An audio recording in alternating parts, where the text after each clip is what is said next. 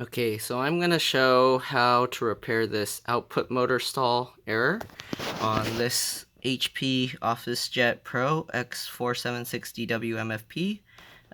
So if you're lucky, it's not a damaged component and just some piece came loose like on this one.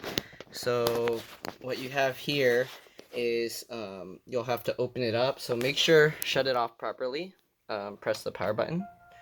All right, make sure it shuts down. Make sure it turns off all the way.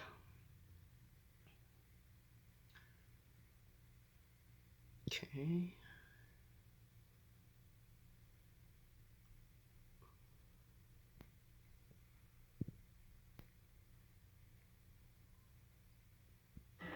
Takes a while. Alright. You want to make sure to shut it down properly because you can cause damage to the printer by not doing that. Then you want to unplug the power. If you want to be safe, hold the power button a few seconds after doing that just to make sure there's no power that can shock you inside or short something out. After you do that, the customer brought this to me already with the panels off. So I believe there was a panel on the side here that you need to take off.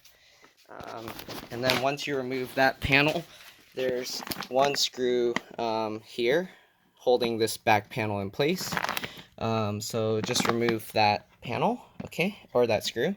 Once you remove that screw, you can get your nails or a pry tool or something in between this gap, or yeah, and then just pull on it, okay. To put this back, it's a little bit tricky because you got all these pieces here. Oh, it looks like some of the clips are missing, but you got these parts that stick out.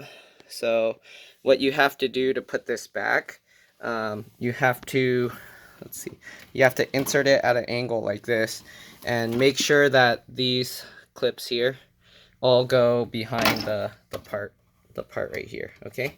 And then also this clip on the top of the panel needs to go behind this part here. Once you get that, then line up this piece so it goes underneath here, and then you can push it all back in. That's how you would put it back, okay. So now I'll show you how to fix this. What you want to do is check these. I don't know if you can see this. So this kind of wheel, it's like clear and has these black markings on it. And then same thing with one back here. As you can see, there's a similar sensor here. But that one, the piece got messed up.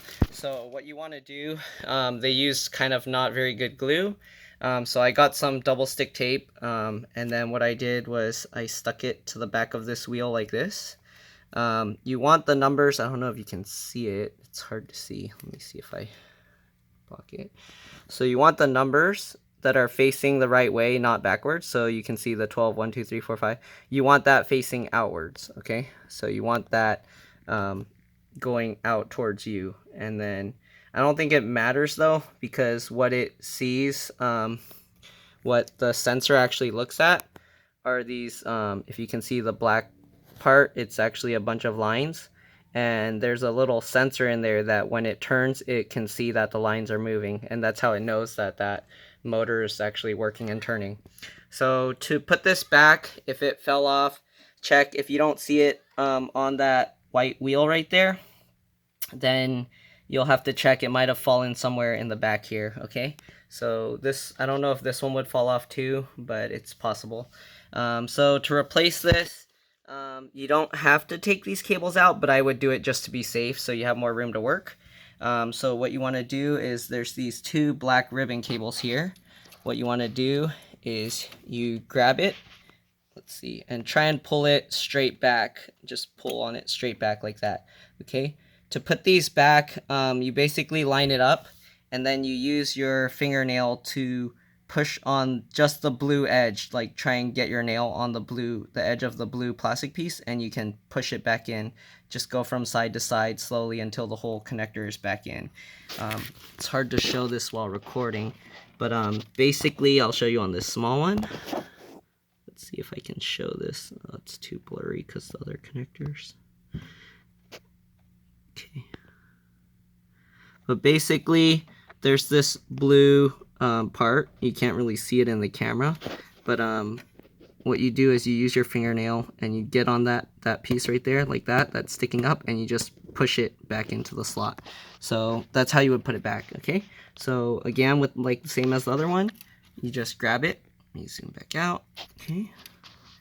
Grab it and then just pull it straight back. Don't pull it to the side or anything like that. Make sure you grab it flat and then just pull it straight back, okay? Just like that. Then these cables are actually threaded through here, so you can actually slide them out. There will be some resistance with the slot because it's a very tight fit, but basically you just slide it back through. I believe from the feeling of this, I don't know what they call it, but I think this is like some kind of ferrite material or something to kind of make the what do you call, electrostatic or something, more of a eliminate the noise. So the one other thing is these labels on the back, they're like peeling off and it makes it a little bit difficult to get out, so make sure the label goes through the slot as well. Okay, so now that you get that out, you can see you can move the wires a little bit better. Don't bend these because you can damage it, but just do that so you can move it on the side. All right, then this cable is kind of in the way as well, so you can remove this. Just grab the tails if you can as close as possible, or if you can get the edges, but grab the tails and then just kind of wiggle it around up and down, back and forth, and you can pull this cable out. Okay, then what you want to do is you just use the double stick tape like I did. So you can see here there's 2 pieces of double stick up here, and then I put the to make it easier, I stuck all the double stick tape to here originally, and that's what you want to do. Just stick it all to this little wheel, and then you can slide it back in place and tape it down. But when I peeled it off, the 2 stayed on there. So now that you got that, you just want to put this wheel back in. So I don't know if I'll be able to show this because there's not much room to put my hand in there, but this wheel needs to go behind that black piece right there, because that's the sensor. So if you look at this one, it's the same thing. You can see the black sensor thing is above in front of the wheel, so that's how you want to put it back. So I'll stick that on there and then I'll show you. Let me put the camera down. Actually, I might need it for a flashlight. Let's see here. Okay.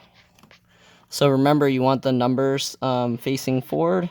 I don't know if it matters, but just to be safe, I kind of like to put it back the same way that it kind of came out. So, okay.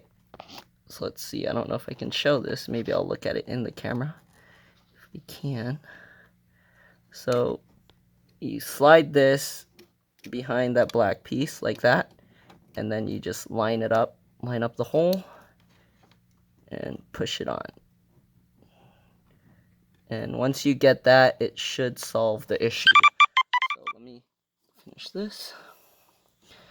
I can't show this, I guess, because I have another customer here, but I did this earlier. Just make sure reconnect that red and black cable and then the 2 ribbon cables, and that should be good to go.